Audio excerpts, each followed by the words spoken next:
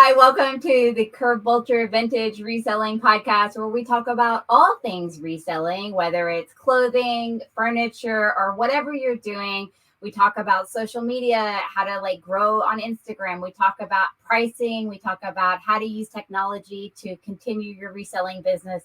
And today I'm super excited to introduce our guest, Dancing Iglesias with Flipstone Vintage and Thrift, formerly Flipstone Furnishings. Her story is so unique because she has gone from living in an RV with children and having a warehouse storefront, to building her own on her own property and then turning it into her vintage furniture business, which she operates also online as well, to a vintage thrift store where she's receiving donations. So I am excited to hear her story and let you kind of walk through all the details of that. And so, Dancing, please introduce yourself and kind of just tell us a little bit about you and your life. All right. Hi, and thank you for having me on here. This is so exciting because the resale world has so many people in it, and the community is so amazing. So it's a pleasure to get to actually be on here and speak with you. Our story is wild. It's been wild since the beginning. We started off really similar to you, actually, Elaine, with picking up stuff off the side of the road. Me and my husband would do that just for fun money, just to kind of get some extra cash here and there. And then we found a few pieces that were actually really, really nice. And when we put them on Marketplace, we got hundreds of messages, and we were like, whoa, what was that? What was that? And so then we started kind of diving into learning all of the designers and the materials and all that. And then that's where the restoring pieces kind of came up. We were like, well, instead of letting them go in bad shape, why don't we learn how to restore them? So we started learning restoration. And then about a year later, I think we did it from our house for a year. And most of our house turned into a storage unit, basically. It was everywhere. Every room had stuff for sale in it. Pretty much everything was just it was like an evolving house, right? We were the only things that actually stayed there. I know that life. And you were having little tiny kids at the time, right? They're 1 and 2 years old at that time. So at that time, I only had my daughter. She was a year old. So we did it from our house from the time she was a year old till she was 2. And I am a pretty good hoarder. So that place was pretty full. And after about a year, I told my husband, I was like, well, since we're only using so little of our actual house, why don't we do tiny living? And we can afford a storefront if we do that. And he was like, cool. The next week we went and got an RV. We renovated it in our front yard, or in our driveway. And then we sold the house and we moved into the RV. We pretty much, everything went to the store because everything we had was pretty much for the business. Yeah, to all of the amazing husbands out there that put up with our insanity. Okay, here she is, got a baby, and she's gonna at some point soon be pregnant with another one, and is like, let's do tiny living because that sounds like fun, and let's open a shop. Okay, and then of course COVID hits, and that's a whole nother thing. So yeah, super backstory. Me and my husband got married after 2 months of dating, so it's been a roller coaster. He's used to it. Yeah, I think that is our relationship. Anyways, so we moved into the store, and then COVID happened, and so we could never actually open the store. So we had to do everything by appointment only. We kind of had a showroom then, but everything was appointment only. So we stayed primarily on Instagram, and we would sell, and then people would just pick up. So we did that for 3 years at that location until we got our property here. So we were in the RV for 2 years, and also crazy story part there. About a month after we moved into the RV is when we found out I was pregnant with our second. So we were like, oh, yeah. And it's 270 square foot RV. That's the size of probably most people's kitchen. Yeah, tiny. So, and we even did restoration there. I would restore pieces in front of our RV outside. Yeah. Which is, and were you in an RV park? Where were you parked at that point? Yeah, we were in an RV park in Azle. So I'm sure it was actually really fun doing tiny living. Yeah. Oh, I'm sure. I'm sure. I try to get my husband to do it, and he was like, Elaine, we have 9 people in our family. That's like, no, no, thank you. And but so what are the rules in an RV park? Like, I'm sure it's similar to like an apartment. Like, you can't just like be sawing and hacking at, midnight. Actually, it's pretty relaxed. I mean, I guess depending on which RV park you go to, but ours was very relaxed. We also had our Great Dane. We also had a really big dog. 270 square feet. Okay. So it's basically 3 adults and a baby.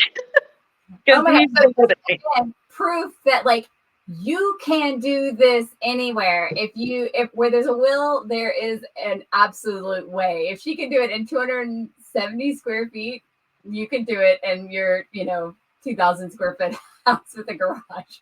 Yeah, I think that's part of being an entrepreneur. I mean, when you're like really have like an entrepreneur mind, you're pretty much willing to make whatever sacrifices you have to like make that dream really come true. Yeah. And also your spouse has to kind of see that. And luckily mine did, because I think a lot of times people kind of have to stop themselves, because if their spouse can't dream with them, then you can't really do it. You kind of have to do it together. And yeah, we went to Tiny Living and we did the store that way until it took us so we chose to do that because when you have your own business, you also don't have proof of income for 2 years until you have tax returns. So when we chose to finally make that our full-time job, we basically had no proof of income to buy a property. So we did Tiny Living while we had the store, and then at 2 years, we found our property and we moved in. And then we kind of got in like a lawsuit-ish, not quite a lawsuit, but kind of a lawsuit with the commercial property that we were with, because we ended up taking on a second space and like doubling our square footage. And they told us that the second square space had air conditioning, because we were like, we want to be able to finally open, so we need an air conditioned space. Well, once we got in, about 4 months later of them sending out all these technicians, I was like, when is it going to be like running? Because it's almost summer. And they're like, oh, there's actually no air conditioning. It's not actually hooked up. And we were like, what? And they were like, yeah, you have to pay for it now. And we were like, what do you mean? They're like, well, we said it was working and it's not working, so now you have to buy an air conditioning unit. And we were like, that makes no sense. That's like $40,000. For their yeah, I'm not doing your work for you, thank you. No, because I don't get it. And so I told my husband, he was a welder before, so I was like, babe, can you build a warehouse? Again, like total, like, what if we just built our own warehouse? And he was like, yeah, I can do that. And I was like, cool. So he designed the whole warehouse and pulled all the people that we needed together and did it. And he himself actually welded the whole building himself. That's amazing. And how many square foot is that building? It's a 40 by 60 warehouse. 40 by 60. All right. And so this is when you transitioned from, you got rid of the tiny home at some point and you bought I don't know if it's a house or is it a double wide? It's it's a manufactured home on 5 acres. Okay. So 5 acres, after the 2 years, you traded that RV life for back to traditional life. Right. Yeah, I grew up in the country with on a large farm and stuff like that. And so we really kind of wanted that back and to have just our space. That kind of thing. We didn't have to worry about our kids playing in the front yard, all of that. We just wanted space, which we are pretty far from everything, but I like it. Yeah. Sorry, go ahead. No, what were you going to ask? Oh, go ahead and kind of talk about you as a mom. Now, I know I visited your space, picked up a cute thing of some kitchenware, which I still have in my kitchen. And your kids were running around the showroom, and they're very much in part of your business life. How do you manage being a mom of very small children and this business? Man, I think a lot of times I'm just an autopilot, to be honest, but a big part of where we very first started the business, that was like one of our biggest roots. My husband was welding, and I was a stay-at-home mom, and he called me and was like, hey, I never get to see Aria. That's our daughter's name. And I was just like, well, quit and we'll figure it out. He quit that day and came home and was like, we're going to figure it out. And so being able to work with our kids and our kids like see our kids every day, that is like one of our biggest roots for why we are working for ourselves. And so kind of like when we get frustrated or we get like overwhelmed with, because they are literally running around all the time. They never stop. Coming back to that and being like, okay, like we could choose to go and work 10-hour days for somebody else and barely see our kids and all that, or we can appreciate the fact that we get to see them running around. And so you have to take a step back a lot and be like, okay, enjoy this. Because when they grow up, and I've even had people write us since we've got the new store and being like, I grew up and my grandma had a thrift store, or my mom worked in a thrift store, and they have those memories of being a kid running around in the store, and like it's so precious to them.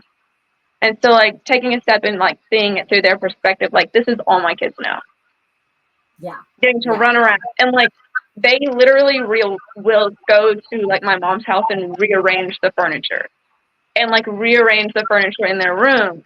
They can pick up tables. I'm like, okay, you guys are actually really strong just from watching me and Dad move furniture. You can do it more than I think most 4-year-olds can do.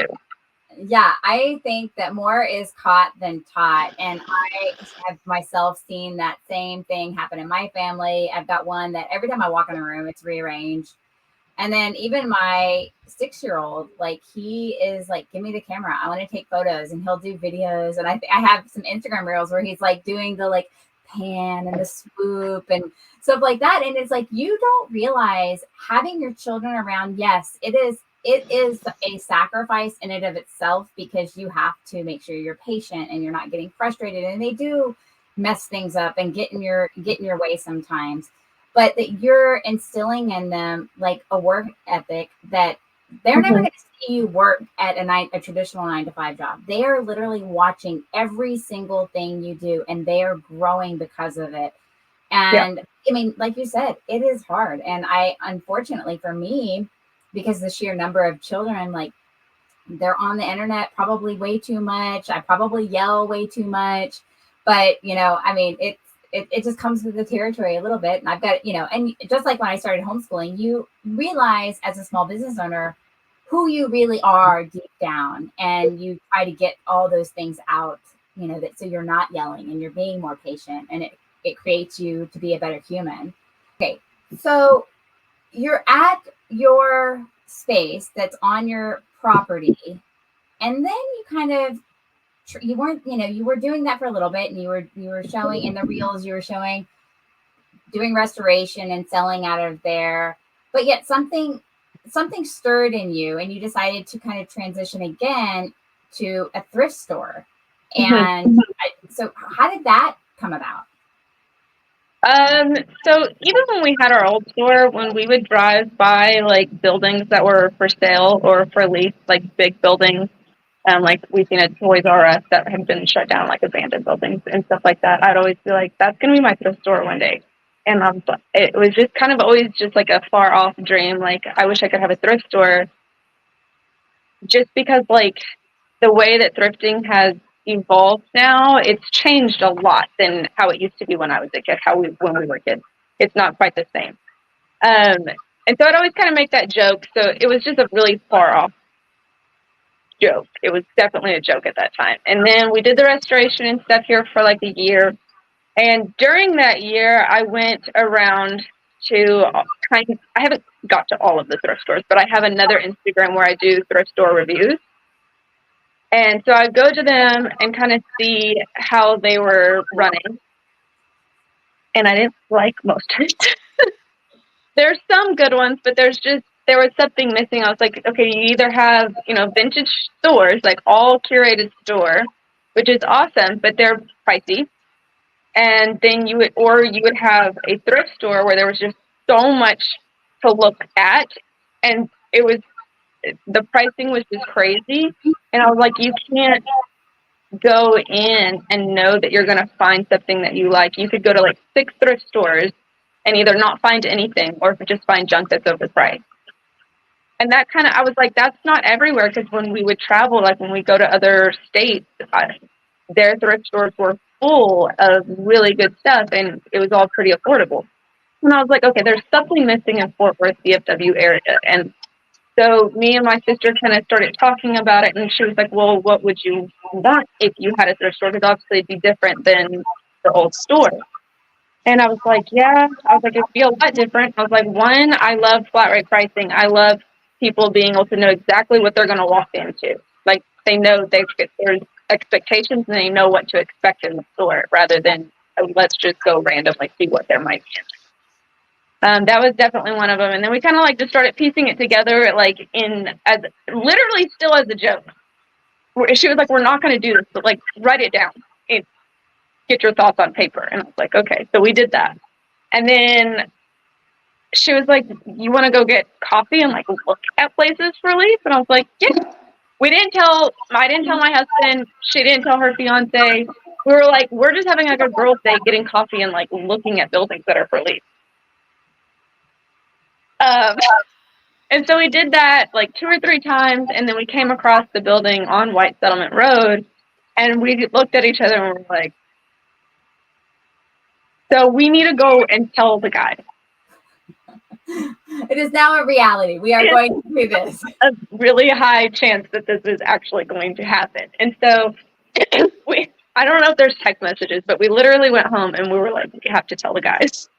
And we were so nervous because it's a big building. It's a 4,000 square foot building, and the rent is high, and all of that is a really big risk. And obviously, it was going to mean a lot of labor. And so we went home and we told them, and they were like, my husband was just like, because he knows once I say something, I'm probably going to do it. And her fiance was like, okay, a thrift store with your sister. Are you sure? Like, are you sure? And I was like, it's okay. Fine. Like, it's going to be fine.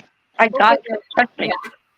I said, I've been roping my sister into doing business with me since I was like 5. Like, just make bracelets with me and I'll sell them, just all the time. I was that kid. And so she's kind of, the what? Is she your only sister? No, I have an older sister and a younger brother also. So me and her are the middle kids. Okay, gotcha. Yeah. Okay, what were we talking about? You've been roping her into selling things, so y'all were now selling persons. Yeah, so it wasn't really new to her exactly. I think she kind of knew that once I got like my direction of where I was actually wanting to go, not much is going to stop me. And so she was kind of like, okay, I'm actually in. And her fiance was kind of like uncertain, but he's supportive. Like he was like, okay, well, if y'all need help, like I'll help, I guess. And so we signed the lease, and for the first, like, we only had 1 month to get the store like up and open, basically. So for the first 3 weeks, me and her pretty much did it alone. Like I was taking stuff up there, and my mom was kind of helping watch the kids. My husband was working a different job. And then we had like 1 week left, and my husband and him came up there, and they were like, you guys are supposed to open in a week. And we were like, yeah. Can y'all help us? And so we broke them in, and they pretty much had to come. My husband was bringing like loads and loads of stuff. They put in all of the wall racks, like the clothing racks. They really made it happen. My husband literally pretty much made it actually happen, because there was no way. Sorry, go ahead. I said there's no way that we were actually going to get that done alone. And you reached out to the community for donations at this point. Talk about, you've been selling items for, a good price, a reasonable vintage price. And now you're like, okay, we're going to do this donation thing. So now you come give us stuff so that we can Right. have this store. Talk about that transition. Like, how did that feel for you? And then how did you do it out on the Instagram? Oh, that was a weird feeling. I'm not gonna lie. That was kind of really like putting yourself in a weird situation where you're like, okay, I'm going to put myself on the line, and either people are going to really point their fingers at me, or they're going to see my vision and they're going to want to be a part of it. And so it's like, the worst that can happen is people say no. And that's really the worst that can happen in business. Really, like, you either you take that punch and you keep rolling, or it goes good. And the community really, really actually has been extremely supportive. I think kind of the buildup of me showing the other thrift stores and like why I was doing it, because I've always kind of showed my process of what I was doing. I think a lot of people could see that vision with me versus just like a sudden, let's open a thrift store and everybody give me stuff. I think it was a little bit less like sudden-ish because I talked about it a little bit and why I wanted to do it. But it was definitely a weird feeling. Yeah. The first time I was like, let's ask for donations. So when you're getting donations, and that means you're going to have to do a lot more sifting through the donations. What has that process been like? So I'd say it's like 50-50 good. Most of the time, people are honestly, they're really doing it to be supportive, and they're bringing in like clean stuff, you know, good sellable items, things like that, you know, to really actually be supportive. And then every once in a while, we get like a bag of very dirty clothes, and it's pretty gross, or just bags of underwear, or dirty socks. And sometimes I'm like, okay, I'm not sure if you're not, I don't know why you're bringing this. Sometimes I'm a little confused, but since that happened, everything kind of triggers like a new, like, okay, what can we do with it? And I've been looking into businesses that actually reuse textiles no matter the condition of them. And there's places that actually make like bricks and recycled materials out of old textiles and epoxy. And I'm trying to find a way to partner with one of those companies where those textiles that are actually not sellable can actually still be used and not just going to the landfill. Because when you look at other thrift stores that are working in such mass amounts, they don't have a resource for any of those things. They're just shipping them overseas. And that is something that I'm like, okay, moving forward as we grow, I'm not willing to do that. I will not do that. That will never happen. I have to find a way to get these items to be used, because just because it's not sellable doesn't mean it's not usable. So every single thing that happened, I'm like, okay, then that means that there's a need and we need to solve that need. Don't just throw it away and ignore it. Yeah, and being a smaller business allows you the time and flexibility to do that. And I want to point out right here that there is still so much that is going into the landfill. There's like 12 million tons of furniture going to landfill, and that's not even including textiles. And while, Dancing talked about how they're just sending stuff overseas, I want to kind of pause and talk about how that hurts the economy of a nation that's receiving millions of tons of clothing and items from America. It is damaging their own economy because they are getting stuff from, for basically, nothing. And so the people that are there, they're not going to be buying from their own people and building up their own economy. And then it's just layers and mounds of trash. We went to Haiti right after the earthquake, and they're, from their own earthquake, but also from all of the things that, America brings over. It was like there was a church being built, and they had to drill down like 2 miles to get to bedrock because of the amount of trash. So, when we're buying secondhand, it is, reducing that, but then also the responsibility that, Dancing has proven that she's trying to find other ways so that stuff doesn't get shipped overseas or thrown into the landfill. And so I think that is an amazing thing to do. And then again, another amazing reason why to buy secondhand and also support small businesses. And, I shop at Goodwill, and I know there's so much controversy around the way that they do business.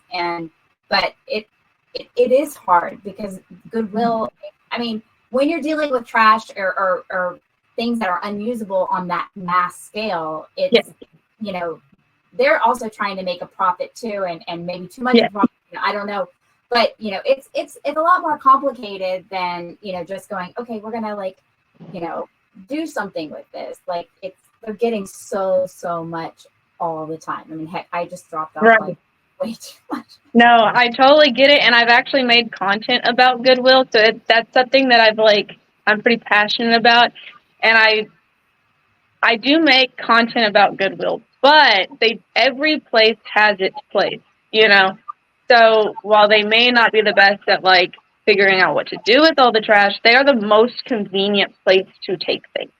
Yeah. They have donation centers and pickup centers everywhere. So they're definitely aiding very largely in helping, make sure things don't go to just a landfill, or at least giving it a chance. Yeah. So I definitely want to say that I would never want Goodwill to shut down. Can you imagine how much more would be going to landfill if Goodwill did not exist? Which is crazy. But the main reason we don't want to ship things out is because as a nation, as our country, what do we look like to the rest of the world? What do we look like as America, as the people of America, if what we're known for is sending all of our trash out and then producing millions and millions of more trash? I mean, we've got to stop somewhere. My little sister, Lily, my business partner, she's been in the modeling industry for 10 years now. And she's kind of broke it down to me. She was like, do you actually realize how much trash is being produced? How much clothing is being produced? I was like, a lot. And she was like, let me give you a visual, or at least kind of tell you. So when she shoots for certain companies, I'm not going to name a company, but when she shoots, it'll be a week to 2 weeks that they shoot every day. And there'll be 8 to 10 models shooting. Each model is shooting 80 to 100 items per day for 2 weeks straight. And that is back to back to back to back. Every single place that sells clothes. So if you those are crazy numbers to be coming out on a weekly, monthly basis. Yeah. And that's just the models. That's not even not furniture.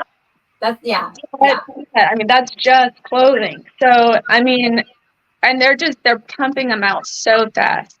And most stuff is not made in America anymore. So just globally, what are we looking like?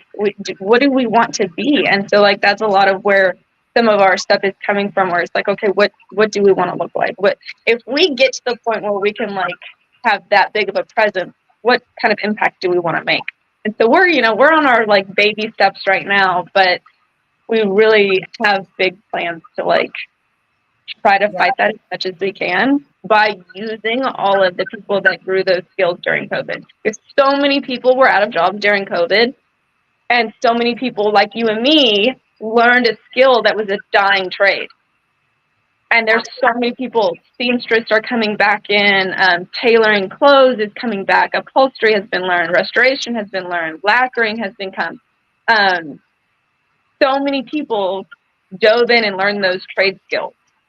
And I'm like, okay, we have so much talent here to grow on versus just being a country that overconsumes and pours trash into every other country. We have so much more here if we get a grip on it.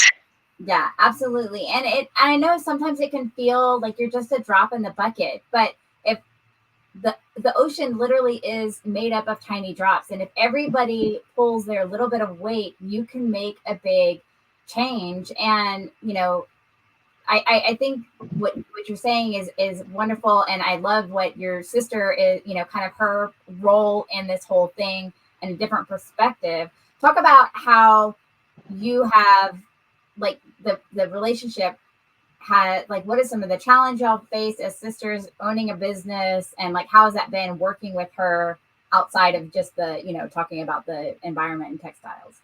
So that's one of the weird things about business. Most of the time people would say, like, don't do business with friends or family, which I do agree with most of the time. I would say that it is very dangerous to do business with family and friends because there's a lot of feelings, and there is your business relationship and then your personal relationship. And I was like, okay, well, I'm going to do just that. I'm going to work with my husband, my sister, my mom, and my kids all together. All the things, yes. All together. So it's challenging in its own ways, but like working with my mom, I have to tell her what to do. It's like the total opposite. But I think everybody's just kind of, once everybody's in the mindset where they can see where we're going, it helps. When we're like on the day-to-day things, sometimes we get, we fight or whatever, or we dispute, or we have to brainstorm for a while. But the next day we wash that away and we keep going because we know where we're trying to go. It's not about like today's dispute kind of thing. Me and my sister have a really good relationship though. I mean, she is like my literal best friend. So I don't think that there's a fight that we could ever have. I don't think we've ever actually fought. Sometimes we'd like fight about where our clothing rack goes on the floor, but we don't like fight. Right. Yeah. My sister is my best friend, and we've had multiple family businesses, and working with different family members, and who better to flesh out a business with? Who better to, because they can't divorce you, like they're family, they're your sister, That's for life. And it's like you really have to realize how to compromise, because it's like, yes, you might be the boss, but you also have a relationship that you're trying to make sure that you're maintaining. And I think that the legacy of a family business is probably a lost art in a lot of ways. So yeah. I mean, I know that that's what people say, like, oh, don't go into business with family or friends. And it's like, but why would I go into business with a stranger? That doesn't sound good at all. Yeah. So when we did Flipstone Furnishings, kind of everything had to be funneled through me. Every single decision. I was the one buying everything, so I was the only one that knew what I paid, what it had to be priced at. Every detail and decision had to go through me, and that was exhausting. And so when we went into this, we definitely went into the mindset that like a lot of those decisions and pressures and questions and all that was dispersed. And I had to like learn to really take a back seat and be like, okay, they control that whole domain. My husband controls this whole domain, and I am not the one in control of everything. And sometimes that's difficult for me because I am a little bit like OCD about how things are working and piecing everything together. But learning to like actually let go and like give the reins to somebody else is bliss, honestly. So on this podcast, I don't usually talk a lot about faith because I'm just here to sell vintage, but faith is very much a part of my life and my growing my business. And I know God has intervened in so many ways, just continually proving that I'm, for some reason, selling vintage and that's my ministry or whatever you want to call it. And I know dancing is also, we're both Christians, and she's had her own experiences with God building her business and making it very like obvious that this is what you're supposed to do. So kind of share some stories about how God has worked in your vintage furniture business. Okay, this is one of those things I also don't talk about a lot just because I'm almost guaranteed to cry.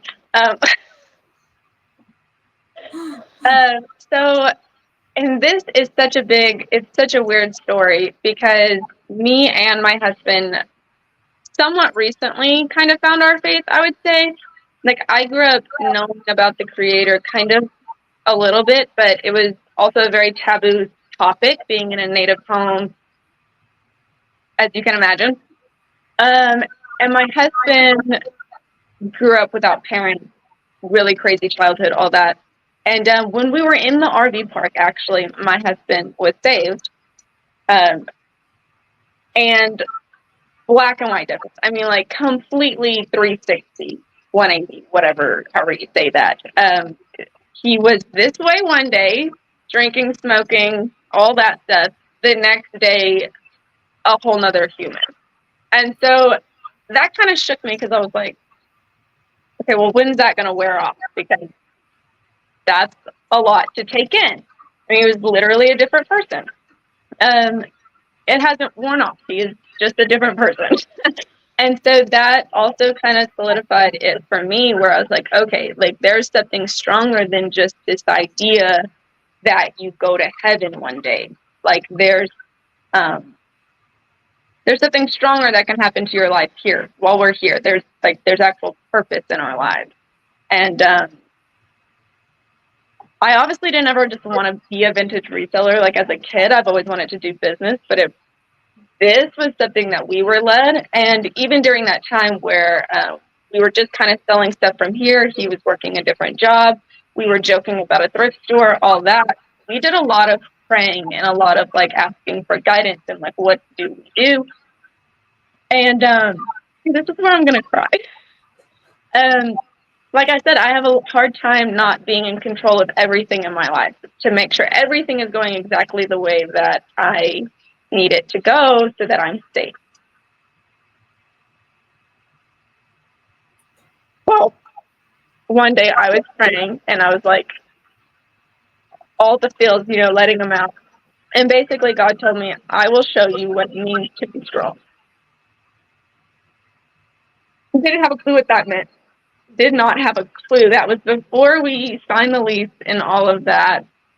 But it pretty quickly started like rolling, where it was like you have to depend on other people. Because if you don't see the people that are like actively wanting to participate in your life, you're very lonely. And you are really walking life in a very like isolated depression.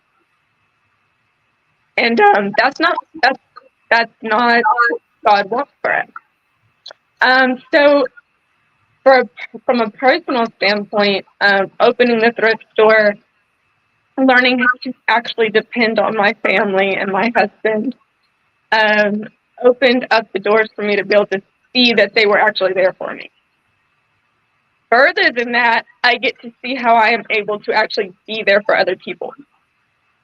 And like all the people coming in, I get to hear all their stories, and we are meant to live with people. Like we are meant to love people. We are meant to hear each other's stories. We are meant to be unified. Like we are meant for that. And so the store for me is such a deep topic for me because it goes so far. But the store for me is really a place where I want people to feel unified. No matter how much money you make, how little money you make, no matter what color you are, no matter any of those things, thrifting is like, it's literally every single person can come in that store. And that's how it's just so crazy that it unfolded to that I get to find all of that unity there. So God has definitely brought us to that point, and it was so easy. I remember with Flipstone Furnishing, it was like every week was exhausting and hard and just draining. And don't get me wrong, this is a lot of work. We're working like 60, 80-hour weeks, but I can see it. I can see why now. I can see like there's so much more than just like to make some money. And that I definitely believe is God, one, working on my own heart, but showing me how I can actually be there for other people. And it's pretty amazing to see all of that unfold. And I don't talk about it a lot because there's so much conflict with like Christianity or Catholicism and what happened to like Native people and all those things. It's really hard to share all of those thoughts because it's such a touchy subject. It's super, super, super touchy. Especially if you try to talk to somebody who is Native American about it, it's a very, very delicate conversation because that religion, or when you get into religion, it hurt a lot of our people. And so it's very hard to kind of piece those two things together when even though I really, really do believe that, like, I don't think there should be a this side or this side. Like, I really do just want all people to finally learn that, like, we are meant to be together. Yeah, that there's a seat at the table for everybody. And it makes me think of, when Jesus went into, Lazarus, whose house, the guy, the tax collector, and he had dinner, and it's like there was the sinners, there was the tax collectors, there was, the prostitutes, and it's like everybody has a seat at the table. And even, the righteous, the people who aren't doing any, who are living the good life. It's like, and your thrift store kind of feels like that. Like you can just come in and it doesn't matter if you're rich or poor, young or old, person of color or not, coming in and just sharing in, the beauty of what we all have to offer each other. I love that analogy 100%. And I have felt that same feeling of when something is God, I always say it feels like you're walking through butter. Like it's just smooth, and it's not like you're a hamster on a wheel. And I can tell anytime that I've gotten off track, and I was just posting something to the CurbVulture reselling Facebook group about, I feel like lately I've gotten off track, and I feel kind of this squirreliness in my heart where I'm like chasing like the algorithm, or I'm chasing the numbers. And, just, I yesterday went, I photographed about 9 items and listed, and I made $1,000 in less than 24 hours. And it's like, kind of that proof is in the pudding. Like that was easy. That was beneficial. That was fruitful. And all this other stuff that I've been doing. And the podcast I love, I really feel like God has led me to do this podcast because it does create community and unity. But, a lot of the other chasing that isn't easy, that feels like I'm a rat in a cage, needs to go by the wayside. And kind of returning to that first love for me is where I'm kind of coming back to. And it feels good. And it because, and I think there is like kind of this one, like where you're like, I'm just trying to keep leveling up, and you get all these people that are talking about, doing more mindset, believe in yourself, and you can get wrapped up in this, like just constantly trying to better yourself. And it's like, instead of just being content with where you've been called, and, and I think that but going back to the ease of things happening in a way that it's still work, but it's not the same as it was before. I totally understand that sentiment. So you have gone through so much in such a short period of time. And if you were to go back and tell yourself pre-pandemic some advice, what would that piece of advice be? So many things. I think I don't want to say that I would change anything, because I don't know where I'd be today if I had changed anything. But there's definitely things I think I would have tried to do sooner, especially like depending on people or loosening my reins a little bit or a lot. I would definitely have done this a lot sooner, because it's opened up the doors for me to be able to actually like grow. And we make jokes about this all the time, that I'm actually the least productive one on the team. We joke about it all the time, because when I'm at the store, I'm pretty much making messes, and I'm ping-ponging all over the place, and I'm changing my ideas every 2 seconds. And then when I'm loading furniture, we'll get one piece unloaded, and then my husband's like, where did you disappear to? I'm the least productive when it comes to the actual work happening. But it's weird that it really wouldn't form if I wasn't there either. It's like it would all come to a halt and nobody would know what to do, yet I'm not productive at all. Yeah, I feel that 100%. Yeah, and again, poor husbands, poor people around us, but also they kind of must enjoy it a little bit. But I'm just like, so something sold. Can you jump in the car right now with me? And he's like, I've got 1,000 things to do, and I'm like, but we've made $500, so like it's kind of worth it. It's a wild ride, I think, to be around an entrepreneurial spirit for sure. Yep. Going back to that question, besides loosening the reins, I would also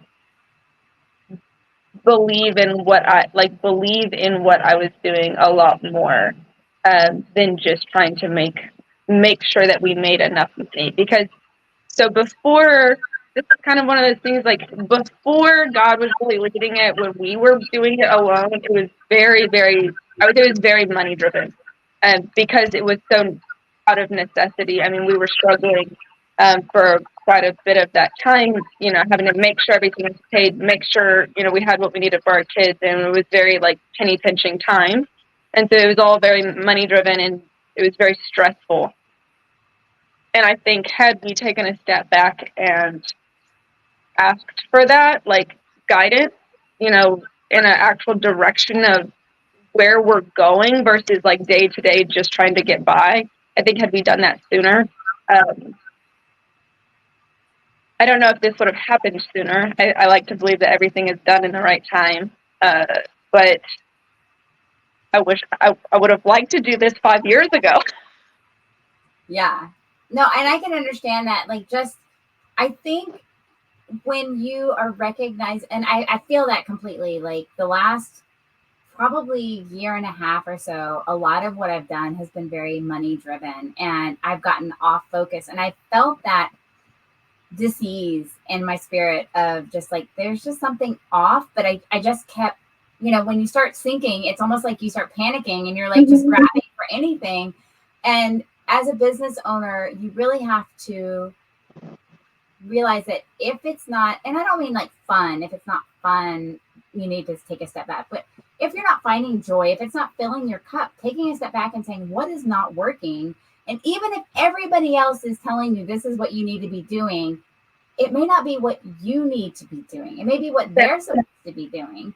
And, you have to be careful what's on your Instagram feed. If you're constantly on these social media, like growth expert, that's a lot of it's in mine. And it's like, I finally had to stop subscribing them. I'm like unsubscribing them because I'm like, this is not where the fruit is. I mean, there is some fruit. I've definitely grown my Instagram quite a bit in the last couple of months, but it's just this constant effort. It doesn't feel authentic. Authentic, yeah. And it's like you're getting away. And when you become your true authentic self, and that means, I think, aligning yourself with who God has created you to be, because He's created you to do beautiful and wonderful things, opening thrift shops, having a vintage store. Then that's when it becomes that, it feels good. It feels right. It feels like it's part of you. And the more that you, as a business owner, really tune into what you're created to do, what makes you happy, I think that's really when the true success, hopefully financially, but definitely long term, that you're able to be there not only as a business owner, but show up for your family, be a good wife, a good mom, a good sister. And I think that's really, really important. So just to kind of backtrack just a little bit, because we didn't talk about, I know when I went to your establishment that one time, there was, guys, she has found some of the most beautiful vintage pieces.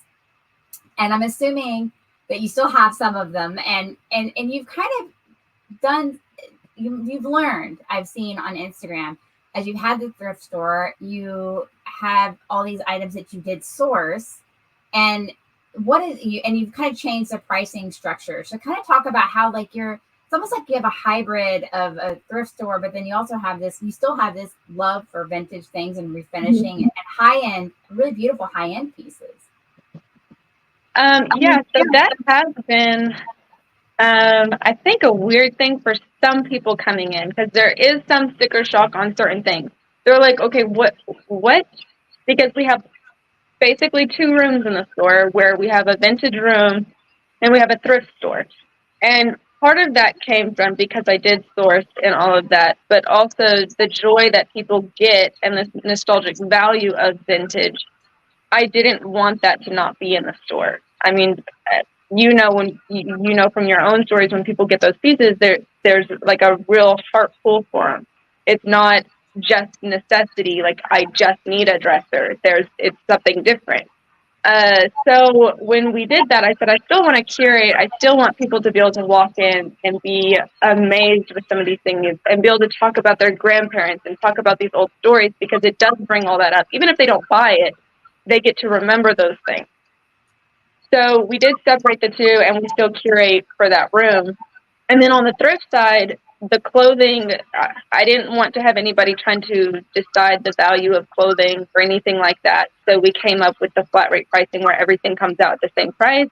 And then it automatically drops each week until it's $1. And so everything goes for the most part. I mean, we end up with very, very little that doesn't sell. Usually every month we have like a little bit that doesn't sell, and then we take those somewhere else to people that can still use them, because there's a lot of places, foster care system, a lot of places that don't get, they don't have their own thrift stores and things like that. But having the high-end pieces in there, sometimes people are a little bit shocked. They're like, isn't this a thrift store? And I'm like, yes, but in most thrift stores, you're not going to see vintage, for one. And if you do, it's damaged or broken or, all those things. They're not going to curate and make sure that they have that. So it's a very hit or miss. If you walk into Goodwill and you see an Ames chair, it's kind of shocking. That happened on accident. In ours, it's not an accident. We're making sure it's in there every single week. You're always going to find it there. But we're not exactly catering to vintage resellers to come in there and buy all of their loot either, because it's a whole job to do that. Yeah. So it's a very fine line to mix and merge all those together. It's definitely a hard puzzle. Yeah. Well, it seems like one that you're navigating really, really well. So for the person listening, where can we find you online and in person? So we are on Instagram, TikTok, Facebook, all through Flipstone Vintage and Thrift, or Flipstone VAT, VAT. And then in person, our address is 2702 White Settlement Road in Fort Worth. All right. And then did you say your web address there too? We do have a website also, flipstonevintageandthrift.com. Awesome. Well, is there any last bit of words of wisdom before we sign off here that you would love to share with somebody that might be listening? I just want people to feel loved and supported in their business ventures. Our biggest priority is supporting small businesses and encouraging them. So just from myself to any business and entrepreneur people, what you have and your ability to dream is so important. Yeah. I'm going to cry because I'm such a crier. I love it. It shows the vulnerability and the heart behind it. And I agree. I think one of the biggest things that we struggle with as humans is feeling that we want to be significant. And, I know for me, like one of my, the scriptures that keep me going is at the end of my life, you're going to make me cry. I want to hear, well done, good and faithful servant. And I want to know that I was stewarding what I have been given, all my gifts and my talents and my resources well. And I think people out there listening, can kind of feel like, well, it's already been done before. Somebody else does it better. And it's like, no, you do it good and you do it the best, because you're uniquely qualified for what your dream that God has put inside of you. So I think that's a beautiful message. And yeah. I'm so grateful for everybody that's tuning in, and join us next season for season 2. We've got some really great people lined up. I said last week that this was our last podcast of the season. This is our last podcast of the season. We have 14 podcasts that are published that are just chock full of great advice, vintage resellers from all over the country. So definitely check that out on Spotify, or if you want to watch the YouTube and see our faces, you can do that. Thank you so much for joining in, and thank you so much, Dancing, for joining us on this podcast. Thank you for having me. This was such a pleasure.